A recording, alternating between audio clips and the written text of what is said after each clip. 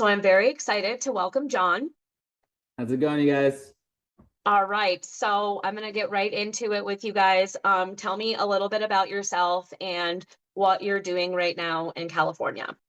So I am 35. What year is it? 2025. I'm 35. I'm a stay-at-home dad slash videographer. The reason being, COVID messed up a lot of our production industry. So a lot of my contacts left. So at the moment, I am a stay-at-home dad slash videographer. I do a lot of weddings and events and sports and stuff like that. So naturally, I always just kind of have a camera in my hand. So if you've seen some of the fire footage, at least that's kind of like my Emma. That's the first thing that I pack. I got my suitcase actually still packed here, and the camera. I got my family, the suitcase, and my camera. That's what you're ready for. Always ready for action. Always, I love Always. it.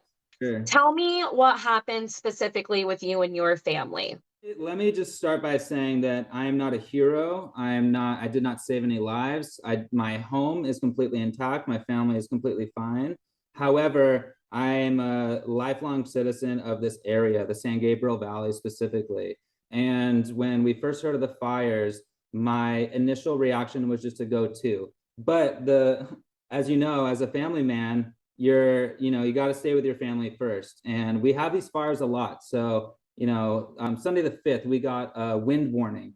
And, these winds are common, they come in. I actually joked with my wife. We, in high school, used to buy chainsaws during the Santa Ana wind season so that we can go chop down all the trees and clear up roads because the city response wasn't fast enough. So we used to go make extra cash. So this is a very common thing, this wind. And when we got the first wind warning, I was thinking, I really hope some crazy person just doesn't start a fire up there because it could be bad. And I will say the winds were really, really bad. It's probably some of the worst I've ever seen. On Tuesday is when things really started to get into perspective. My business partner, another videographer that I work with, Jack, was in the Palisades, and he's calling me at 10 in the morning. He says, I'm seeing smoke, dude. This doesn't look good. But he's in Malibu. So I'm thinking, here we go, another brush fire. Right. And so I was like, I don't know, we'll see how this goes. At 2 p.m., all of the power goes off. And I was like, all right, great, here we go. Who knows how long this is going to be, because they do shut off the power very, very often in our area. And who knows why. I'm not an electrician. I'm not a firefighter. I don't know anything about city codes or anything, but they just shut off our power. I would even say 4 times a year. And the one thing Just shut it off without any warning? Yeah, no warning. Definitely no warning. They give you like an automated text message basically that says your power has been shut off. We're working to restore it.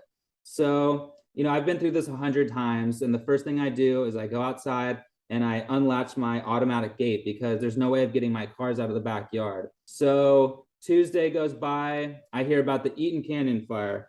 I think that started around 6 p.m. So right when it was starting to get dark.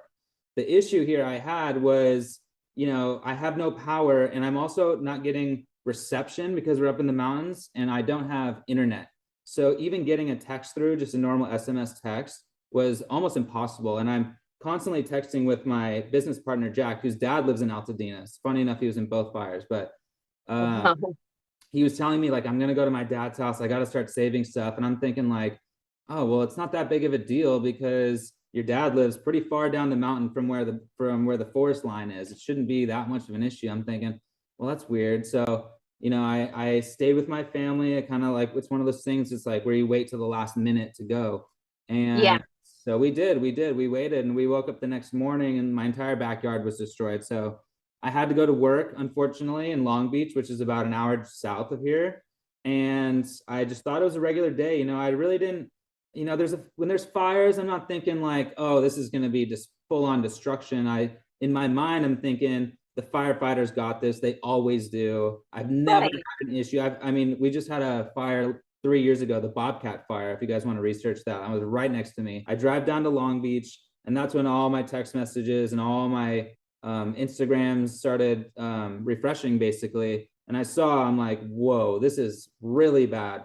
So I didn't realize how insane it was. And that was because I didn't have reception and I didn't have internet. I couldn't contact people when I was in my home. Wednesday morning, I come home and I start packing the house. I got passports, I got baby clothes, just our basic family photos, and the dog. I got my dog, my wife, my son. We're out the door, and my camera. we were right next to where it started, but it's like kind of when you're at a campfire and you're like blowing like an ember and the smoke's kind of, you're standing behind it, you know what I mean? So until Thursday, and that's when I was like, all right, it's not safe to breathe around here. Our power was still off. We have some family in Las Vegas, so I sent my wife and my son. Also, I was kind of like worried about looters and stuff like that with no power.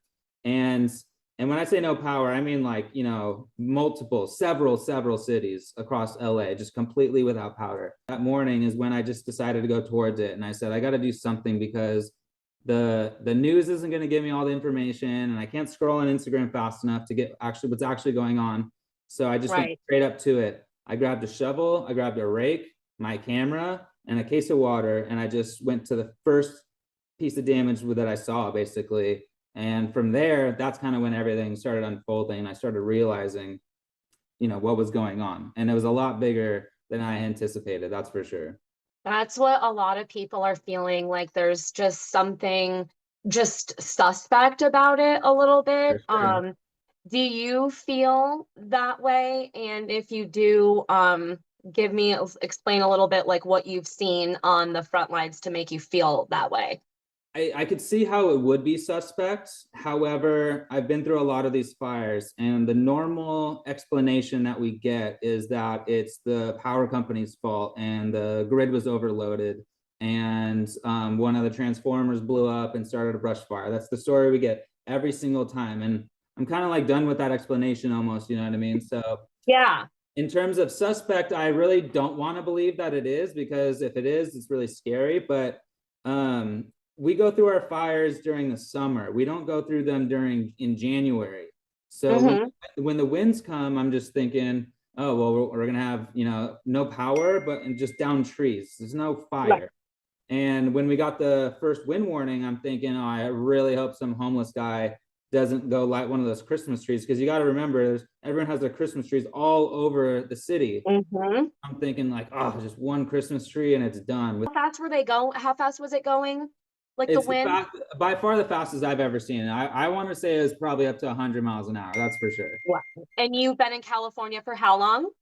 My entire life, I've never lived anywhere else. I've lived in the same house. I was born in this house actually. So, Oh, wow. Dope. That's so cool.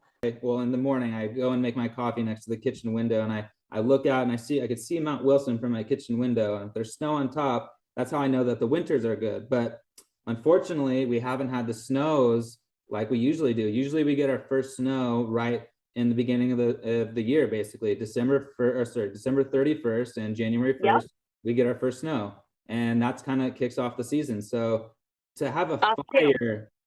fire in January is like, I don't know. It's really hard to swallow. My initial reaction was that some crazy bum was up there just lighting Christmas trees on fire. That was my first Yeah. thought. And then now I'm seeing online that it could have been actually one of the transformers, but which is interesting because usually the system isn't overloaded during the winter seasons. It's overloaded during the summer season. So Absolutely. I mean, you have, you know, a good a guess as I do, and we're gonna find out. We're definitely gonna find Yeah. out. The only I thing I hope would we say do. I would say that is suspect is the military line. And when I say military line, if you know the area, there's basically one street that goes all the way up to out to the top of Altadena from Pasadena. So if you hit the 210 freeway, you take Lake Boulevard all the way up to the top. You can't get any higher than the top of Lake, basically, in a car.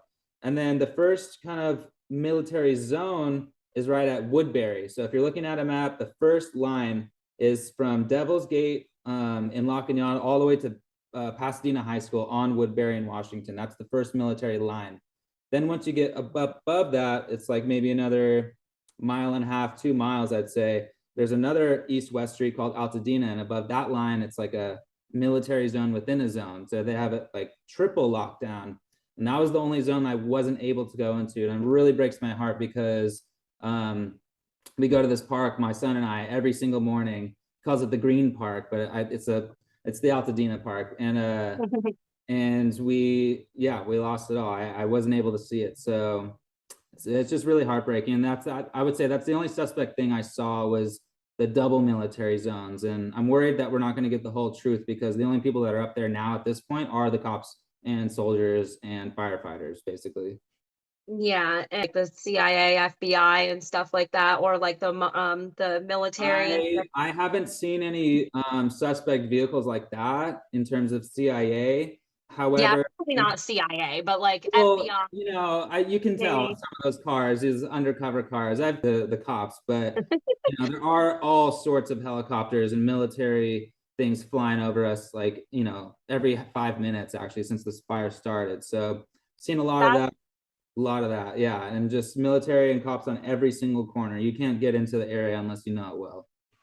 that's what just kind of like makes me like wonder like why all the like the blocked off areas. So from what I saw, from what I could see with my own eyes, I mean, there's still people up there. You know, there's still Okay. there's still missing people. There's still bodies on the streets. Okay. A lot of them are animals as well. So you got to think about that. And some of those Mhm. properties up there, you know, are horse properties. Some people did have horses up there. So there's all sorts of things. And you know, I think the biggest Okay. thing I will say that the firefighters, the policemen, the soldiers did a really good job of locking it down because when I was walking around the area, you know, the walls were still collapsing, things were still pissing and pewing, you know, from like Mhm. explosions and propane tanks and stuff like that. So it's really dangerous up there. I probably shouldn't have Absolutely. probably shouldn't have gone in thinking about it now, but I had No, you I had to probably do should not something. have. Yeah, yeah, I'm a family guy. I probably shouldn't have, but I had to do something. So For sure. And when you were going up there, were you I saw on your Instagram that you had people like asking to, "Hey, can you check on my house and see if that they were or it's still standing or can you maybe were how what was the most outrageous thing that somebody had asked you to do for them while they were nothing or anything crazy?" Nothing too outrageous because I kind of put it out there on my Instagram first. So like I'm not gonna go walk through your house because some of these homes have basements in them and you can't tell if they have a basement or not. So I'm not gonna go walk into someone's property, first of all, because I don't want to be labeled as a looter first. Yeah.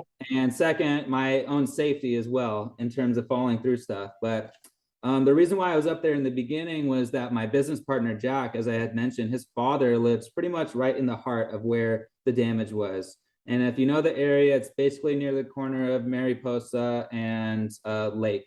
So it's up there. It's really up there. And his dad needed a ride from me to get into the zone. And his dad, you know, helped me like figure out how to get in there. And eventually you kind of just have to park the car and start walking. And it's miles, miles Oh, and yeah. miles. So Like the reason way why up, like winding, like way yeah, up and there's so there. many mountains. The way the mountains are laid out, there's all these basically I call them like little fingers that come down. There's all these little canyons. There's like 5 or 6 of them in this area. So if Okay. you're gonna take the mountain way, you're going up and down mountains. It's not easy to get into by any means.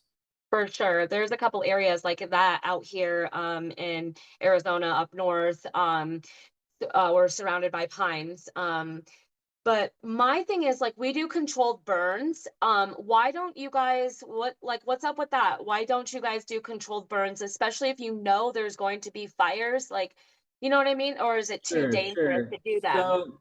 So, I mean, I'm sure your viewers can correct me if I'm wrong, but when I was young, and this is like the early '90s, I want to almost say that they used to do controlled burns, and especially around like the roads and stuff like that. But as I grew older, it just kind of just never happened, and it's just one of the things that you always think about. It's like, well, why aren't they doing controlled burns? And the only reason I can really come up with that is really mountainous up there. It's like some of these mountains are pretty much straight up and down. So even to do a controlled burn the right way, you're talking about some pretty large scale operations and they can do it section by section. And I will say they have a lot of fire Um, roads cut through the mountain.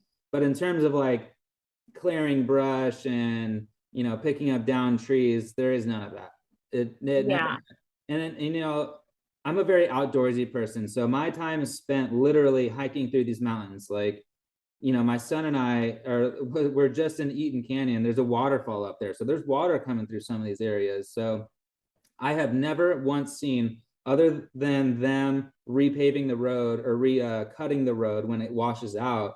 I've never seen them cleaning up anything at all, anything. Yeah. They maintain the trails, and that's it. The reason why I would assume is because it's so costly, but that's a cost I'd be willing to pay for, especially now. Absolutely. I think everybody would be willing to pay for that if they knew that it could Well, we help. do. I mean, I'm pretty sure we do. Yeah, You I know what I mean, mean? it's terrible to like, because that we do controlled burns up here in the forest, Right, and right. 'cause we have lots of fires up here as well, It's and dry. up It's dry north. up there. Yeah, Yeah. I did. I yeah, went to a very college at dry. I went to college at NAU, so I was up there. Oh, yeah. I'm a Okay, mountain so guy. the pines Oh yeah, all over. So it's very important, and when I go hiking and doing my hiking trails and stuff like that, I always see like the piles and stuff like that of course. for Yeah. controlled burns. So I just, like you said, I'm sure everybody would be willing to help chip in for that I if mean, you guys that's could. kind of the point of Um, taxes, right? You know? right? I know. Oh my gosh, I can't even imagine. Yeah. Um, I wanted to ask you, you mentioned Devil's Gate. What is Devil's Gate? So Devil's Gate is basically like a runoff. If you look at the map, we're in the San Gabriel Mountains, and the Angeles Crest is a gigantic mountain range, and it's some of the biggest mountains in our state. The Devil's Gate reservoir is right next to JPL, actually, and Jet Propulsion Laboratory. They do all of their rockets there. They used to go to Mars from there. I mean, we see stuff launching out all the time. But um, the Devil's Gate is actually a giant wash. It's a basin that collects water. And last year, again, I'm a snowboarder, so I'm checking the weather daily. I even have like a little thing here that I write when it does rain. But um, last year, it was completely full to the brim. And I was so amazed and so ignorant at the time as a local. I didn't even know it could get that full.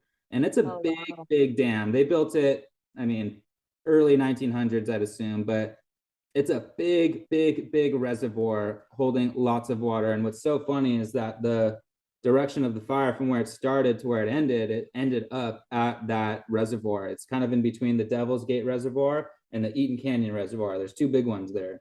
Okay. Devil's Gate is the biggest one. It's right next to JPL. It's a gigantic water reservoir, and it was completely bone dry.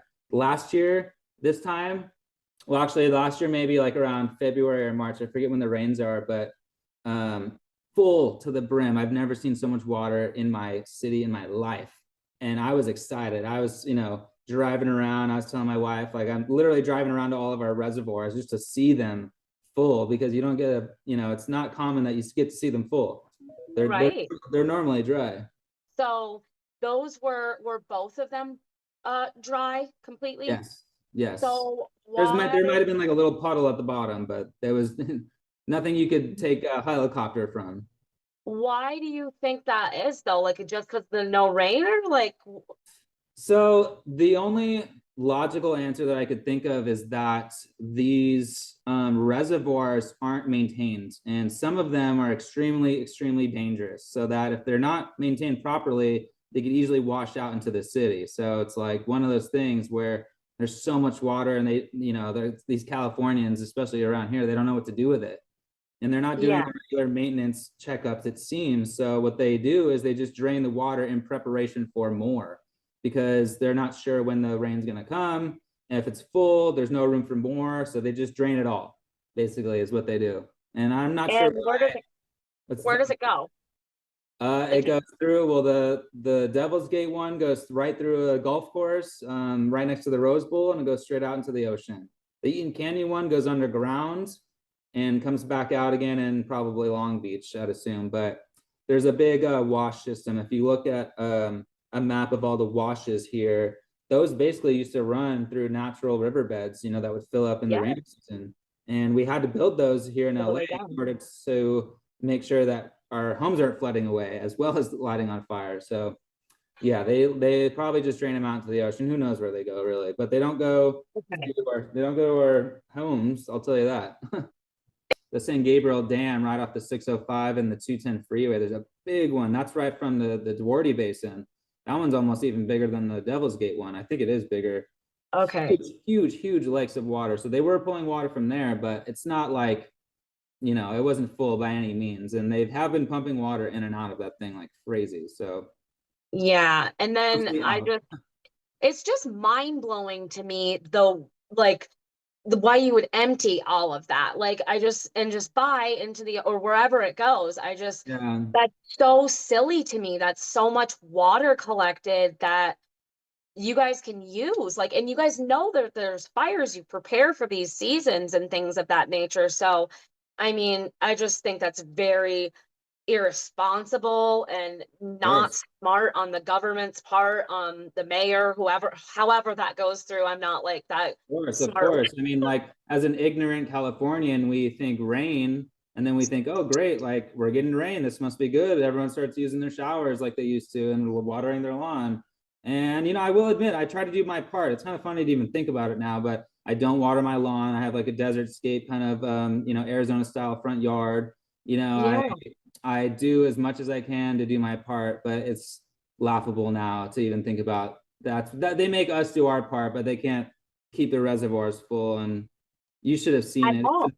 The amount of water. I was like, I didn't even know there could be. I didn't even know we could hold that much water. It didn't even make sense to me at the time. But I think that there needs to be some kind of like bill or something introduced into law, because that's just silly. I can't imagine people like our governor telling us, or like, our mayor telling us, hey, you can't use like the water, like you have to, like, that's mind blowing to me I that they mean, tell this, you like to use certain water, or you can't wash your dishes during this time, or you should wash your dishes during this time. Like, that yeah. is, I mean, for energy saving purposes, I totally get that, but that just seems like such a restriction, like on your time. Oh yeah, it's an insane restriction, and we've always had a water problem. So you would think when we have water, let's save it as much as we can. I always used to think, even as a child, well, why aren't we just collecting rainwater? Like I always heard that thing where it's like it's illegal to collect rainwater, and now I feel like I kind of know why almost. When I say they, I mean the left. They want to believe in their climate change agenda, and I want to give everyone the benefit of doubt. I will say, Of like, course.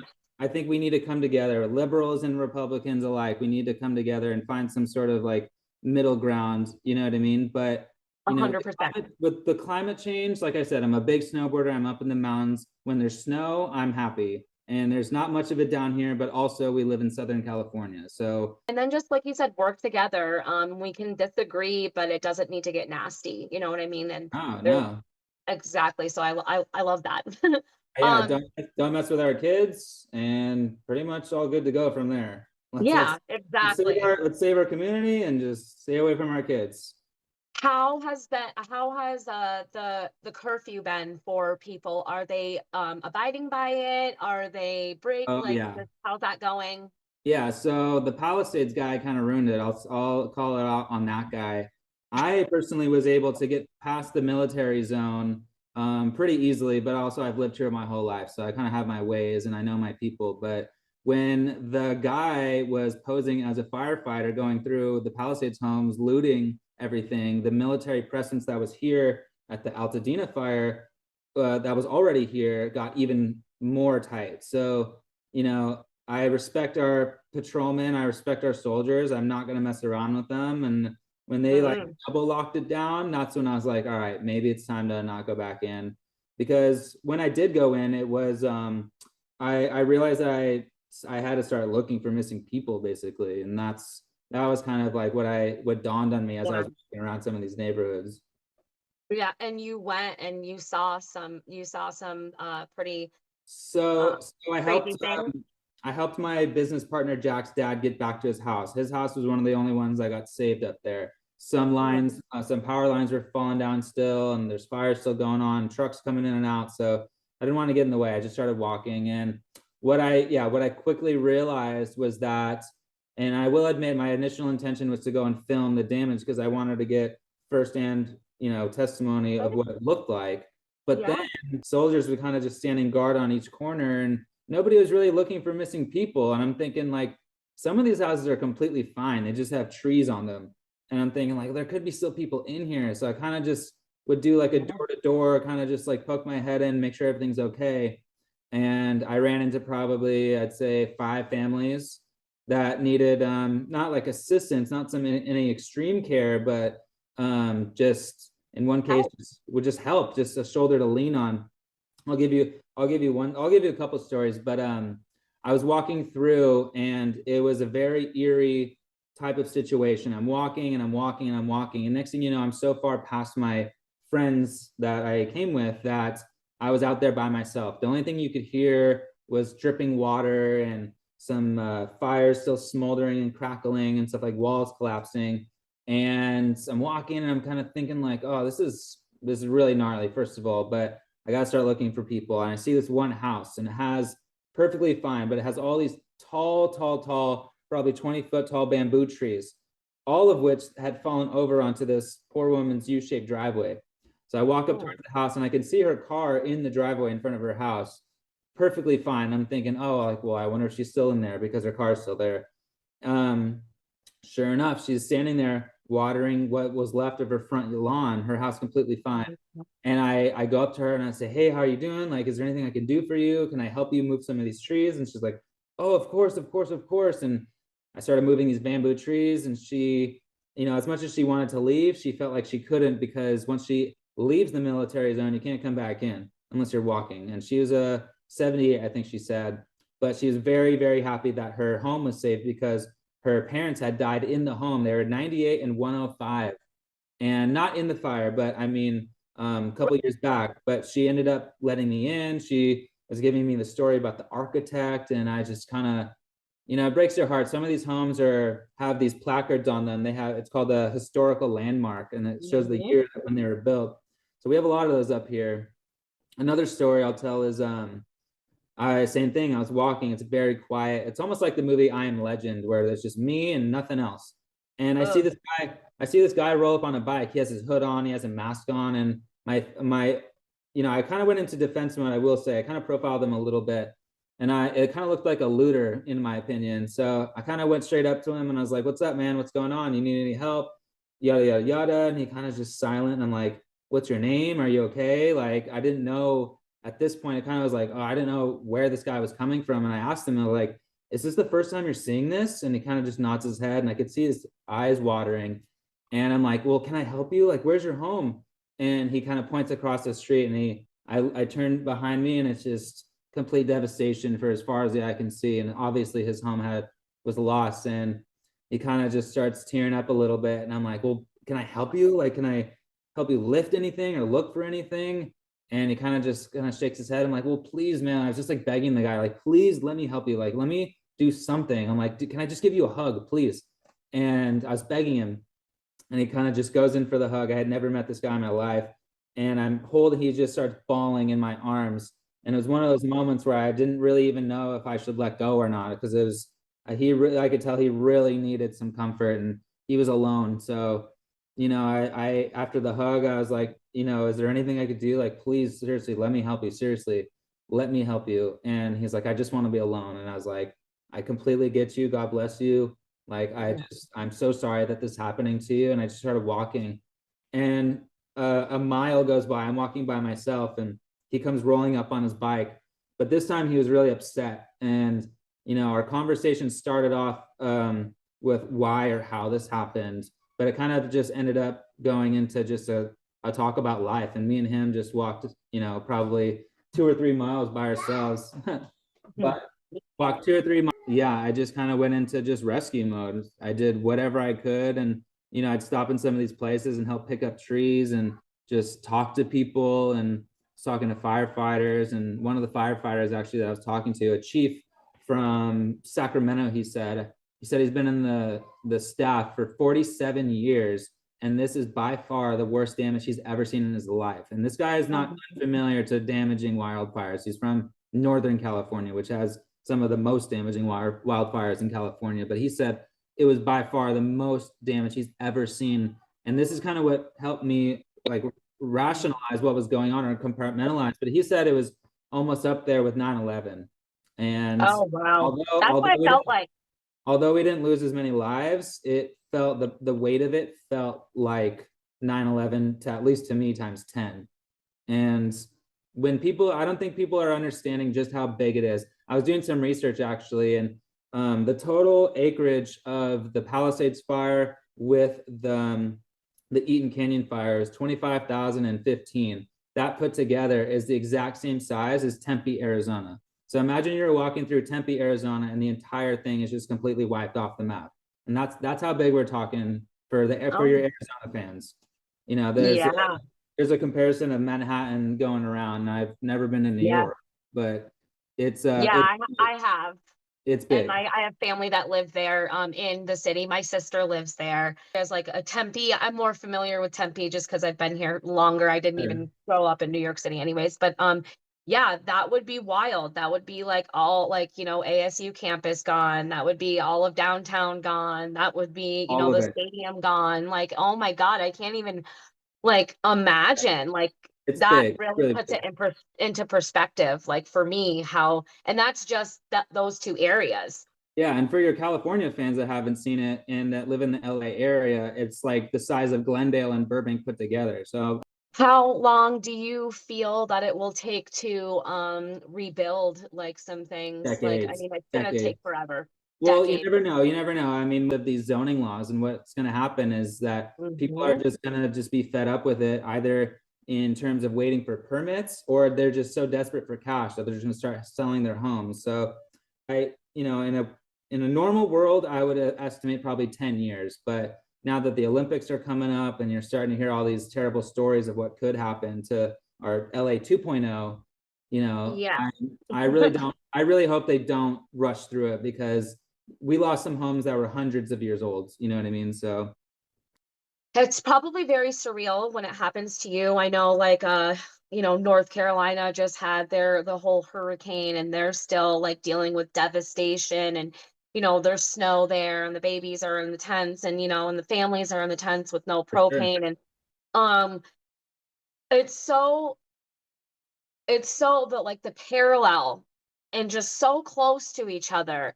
It just feels so I don't know, like there's just something in my gut that's telling me A lot of people compare it to the hurricanes, but you kind of have to think that fire is at least a little bit preventable. You know what I mean? for sure. You might lose a few homes on a hurricane that you can't. What are you gonna do? You know what I mean? But fire, at least near the mountain communities, is very preventable in my opinion. I saw one video of Japan, these 200-year-old village with sprinklers all over the place. Like, Right. it's not rocket science. You know what I mean? So fire is Just preventable.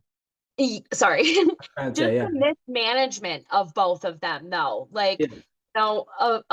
from the government mismanaging both natural disasters. It's Um not just our current government in decades of over regulation, decades of just complete and utter BS. So yeah, it's not even like she's the one that made it happen. It just happened to her. And for sure. I think she should resign. I think the bold thing and the noble thing to do for her would just take accountability, say, I messed up. I will do whatever it takes to fix this, and I'll resign after it's done, or at least until I have a plan. You know, Right. I'd give the people a little bit, maybe some more positivity in terms of like, oh, this could actually turn around, but they're not doing that. They're blaming the electric company, they're blaming the water company. It's like, well, you guys are the ones that kind of control all that. So, you know, Yeah, and took our water from the reservoir, like yeah, drained it, yeah. put it somewhere. Like that's just silly, like to me. And like you were saying, when you were younger, how it dates back. When you were younger, they were doing controlled burns, and now they're not doing them anymore. I'm sure there's a lot of things that just kind of got let go in the process. So that and that's on them. That's not necessarily on Karen Bass specifically, but like everybody for not like doing something like to be Yeah. better, to I mean, help you guys. Karen Bass was definitely enabling it. She wasn't making it any better. Right. Had she raised the fire budget or any budget, I'm thinking, I want to put the blame on lots of things, but Of course. as a local, I'm just thinking about the solution at this point. Yeah. Because there's There's nothing you lots of can do yeah, I'm now. You thinking have in to my have mind, a I'm thinking solution. let's triple the fire budget. Let's triple our police budget. Let's triple our security in these mountain areas. You know what I mean? The water, Yeah. so much. There's so much. It's an avalanche of laws and rules and Right. regulations. It's not anything that Karen did specifically. She did cut the budget. Of That's course. probably not good luck for her, and that's why she should probably resign. If she had added 17 million, maybe she might have a running chance. But But she didn't. I've lived in this liberal state my entire life. I've never known anything different, Right. and it's just at this point, you kind of just expect it from them. What is your support system that you have? Because I can't imagine the things that you saw, walking those streets, um, just how devastating. I mean, I cried. I can't imagine just the superhero. You are a superhero because that's I'm really not. freaking awesome. Yes, you are. That's really awesome. Thank Credit you. where credit's due. But like, what's your support system when you come home after you've walked that? Because I can't imagine that's very I I have a 3-year-old blonde boy and a lovely wife. That's about it. The community has come together. The last time I saw it come together like this, and I'll say it's even more than when this happened, but was 9/11. The last time my community came together like this, and I'm talking a very liberal community, was 9/11. There's like a crazy amount of donation centers of, I mean, everyone you can think of is doing their best to help. And I will say that most people aren't getting back to their normal lives, even if they weren't affected. They are doing whatever they can to help. But in terms of me individually, there's nothing that I need other than just like, my son and my wife, basically. Um, Yes. my friends, people like you that are helping me talk about it at least. I mean, just like you said, I saw some things I might not have anticipated when I went in there. Yeah. So yeah, for your listeners, I want to that live in the area in my area to just be kind of mentally prepared for when you do go back or when you are allowed back in, because I would say 95% of the people that live up there that were actually affected, that had their homes burnt, or even the ones that weren't burnt that are in the military zone haven't been back up there. So people, I mean, it's been what, almost a week now, and the residents still haven't seen it. Yeah, that's so devastating. I can't imagine going back to my home and it like going leaving, and seeing it intact and then grabbing your what goes through your mind like in that moment when you're like, we gotta go. Like, do you just Um, blank or are you like boom, boom, boom? Do you have stuff well, ready because you're California? when it first happens, I don't think anything. I just think it's another brush fire. The firefighters got this because they usually do. I will say they usually have it handled. My first thought was to do nothing, just to wait it out and see what happens. And if it got close to the house, send the wife and kid out, and I stay behind and do what I can to save the house. That was my first thought.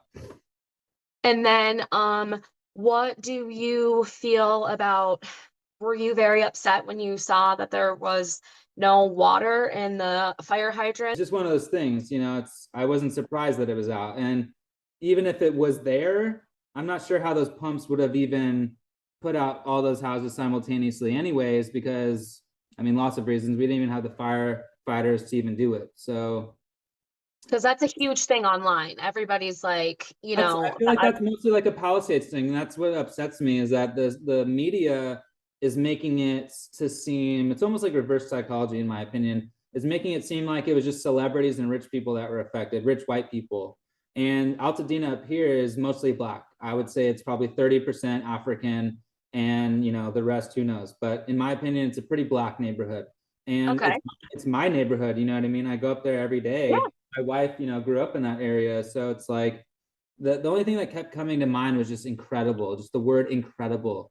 I just kept looking around. I'm just like, it still doesn't even make sense into my head how big the fire was, and I've seen it in person. So it's the scale of it is just so big. It doesn't make sense. And I don't think people are really going to fully grasp. And my worry is that the rest of the country, or even people here in California, aren't really going to care, because who cares about a bunch of rich white people and celebrities? They're going to get their homes back. Some of those homes in the Palisades are worth $4 million on average. So Mhm. up here, like you said, most of the homes in Altadena were passed down through generations. It might be a nice area and the property might be worth a lot, but the people that live in it, by any means, were not rich. So Right. it was really incredible in the worst way.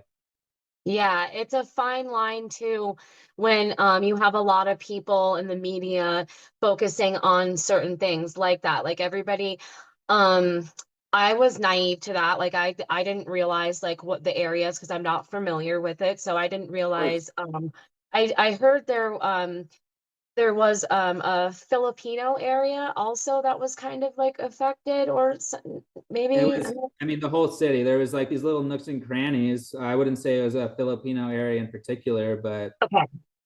I mean, your entire city's gone. Everyone was affected of all sorts of races and sexual Yeah. preferences. The fire, Right, right. Yeah, turns out all the human fire is beings. not racist. All human beings, exactly. What are your thoughts on Gavin Newsom?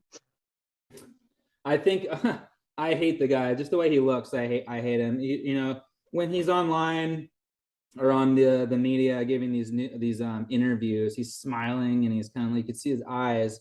I feel like I'm a pretty good judge of character. I just don't like the guy. You know, he doesn't do anything for us. He never has. He probably never will, No. unless it benefits him. But He seems too concerned with his celebrity. it's yeah. You know, he might be our next president. I hope not. But No. he is very Hollywood in the sense. But I just him stand in front of countless fires. I mean, you could look up the pictures yourself. They're out there. There's tons of fires he's been standing from. No, I think he needs to go. Do I think that getting a, you know, let's say in a perfect world, all these Republicans started coming and controlling California? Do I think that's going to solve the issue? I don't. I don't. Absolutely. No. You have to have a balance. It's It's such just a people hard. that want to listen. Sure, sure. It's, you know, I don't know. I think I think we should start with a social media ban starting at 5 p.m. so everyone can go outside and go walk or read a book or something. You know what I mean? It's I just love like that idea.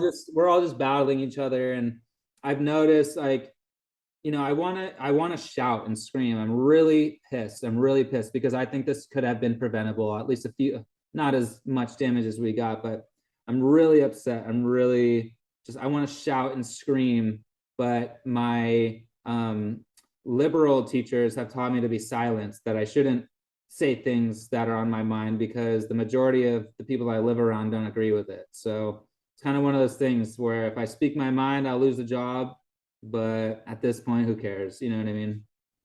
A hundred This percent. this was my last straw, and I think it was for a lot of people. And what's funny is that Altadena and the Palisades are very blue areas. You know, I specifically remember during the election when Kamala was running, just Kamala Harris sign, at, you know, Harris Waltz, Harris Waltz, Harris Waltz, every sign. I mean, big ones too, big ones. And I'm just thinking like, whatever, whatever. There's nothing I can do about that. But you Deep breath. know, Count but from five. it still affects me when those people are affected because those people now have woken up to the fact that everything that they've been lied to is now just a bunch of BS. And I think come midterms, the left is going to have a real issue around here locally. That's what I want. I want Gavin or Karen Bass or somebody to step up and say, here's our plan. We're going to give everyone money, not the state. We're going to give individuals money because we're going to give individuals, and it's going to get me upset. And I want a resignation from them both, and I want a recall. That's what we need right now. And Yeah. You just need a change. You just need my something from wife's this my wife extremist. says we want them gone. We want our 24 billion back. That's what she said. Yeah, get it, girl. No, it makes sense. And you just need somebody like accountable. Like you said, it could be from the left or from the right. It doesn't matter. Like, just be accountable and help us and like don't lie about what Oh you're yeah, doing. You know what I mean? That's I hold gotta be myself accountable. important. I hold myself accountable. I noticed first thing when this started happening is that our elected officials were not holding themselves accountable. And Never do. the first thought that came to my mind was, all right, well, let me hold myself accountable because I didn't do enough when I had the chance. I wasn't there at our local meetings, you know, rambling on like I should have, you know, and I research every day. I'm well involved with the city, but not in that aspect. I could have done more myself, and I think all of our neighbors are feeling that. I feel a little bit of the individual responsibility, although there's nothing they can do about it. We just want our elected officials just to stand up and say we were wrong, sorry, at the least. You know, Right. it feels like we're in a South Park episode. Right. I love it.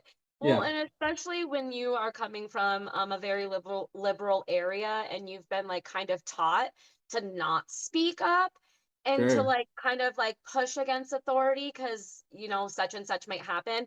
It probably didn't really cross your mind to go to like, you know, like something like that because you probably weren't really going to, you know, push back anyways, but I think you have a great voice, and I think that your, you know, your wife sounds very smart as well. You guys could be like a little power couple and get this word out there because I think that if you have enough people like you that are fed up with this BS, then you can get a group of you. Like, hello, the Free Britney movement, remember?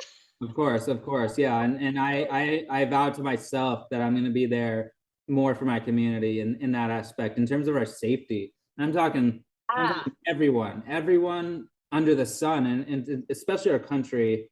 I need to be there more. I hold myself accountable for this fire, so kind of sucks to say, but it's It the is, it's true. I'm like, if something like that happened here, I would be in your same shoes. Like, I don't go to enough like town meetings or put my input in, and I have a really loud mouth. So I really, I should oh look yeah, into that. I I should do look. too. I've been not online at least. I try not to online because like I said, I could lose a job from it or even a Yeah, friend. It's just I was taught, to just keep politics away from the kitchen table. yeah, quiet, And yeah, the and old school social way. media is making us all just go to our phones. It's annoying. It is. It's frustrating, especially in front of the children. Where should people go to donate and to help out, volunteer wherever they need to go? Where do you think the best place is, and what do people need the most? There is a lot of donation centers, and what's happening is that we're getting such a huge influx of donators and people trying to help that some of them have been closed off because it's creating such a traffic hazard, for one. So the one that I would suggest is here at the Santa Anita racetrack at the mall in the parking lot. If they want to Okay. physically take things there, that would be the place to go. That would be my first reaction. In terms of helping individuals, that's something that's going to probably have to come from our locals or at least our federal government. But in terms of our locals, we need to be at every city meeting. We need to, legitimately research who we're putting up onto our pedestals. Just cost to our lives that it's hard to even fathom how you could even begin to help. I would just start with the person that's most affected to you. If you know someone personally, or if you know of a friend through a friend, start with that person and then work your way down the list because everyone needs help, and this has a ripple effect across our entire city, and I'm sure even your state. It's just a huge mess. So start with the first person that you know that was actually affected, and I would start with them individually. Okay. Individually. Yeah, because that will make, like he said, ripple effect, and you never know who you might meet during that to help out and all that goodness. So I do you believe are you a believer? Are you a believer in God, or are you just higher spirit? You don't have to tell me if you don't I want believe to. I believe in a higher spirit. I am starting to believe more in God. I'm leaning more towards God, and when things like this happen, I'm definitely praying to Him. So yeah, Yes, I do awesome. believe. Well, I am gonna I'll be praying for you and your Thank you. family, and I was gonna do it regardless, but now it'll make more Thank sense. you. But you are a true little hero down there. I love Thank what you're you. doing. No, seriously, thank you, because there are not enough people that just take it within their own hands to just go and be hands-on and help. And I just wish you all the luck in the world. I'm so glad that you decided to come on and chat with me, and I hope we get to talk more. I'm going to tag you obviously in this, and then I will give everybody his information if you want a little influx of followers. But you've got amazing videos like of the front line that you're doing. It's just they're incredible and so raw. It just really makes you like understand the devastation that's there. I've seen a ton of videos, and Of course. you're are by far the most amazing. So maybe you Thank can you. get you on Thank you. the booth or something. Yeah, yeah. Thank you. Thank you. Well, Anytime you want to have me on, I'd love to come on again. But yes, that's why I'm Alice. yeah, exactly, exactly. Awesome. Well, it was so nice meeting you. Thank you You as so much. well. And Thank we'll you. talk soon. No Yeah. problem. See you See you later.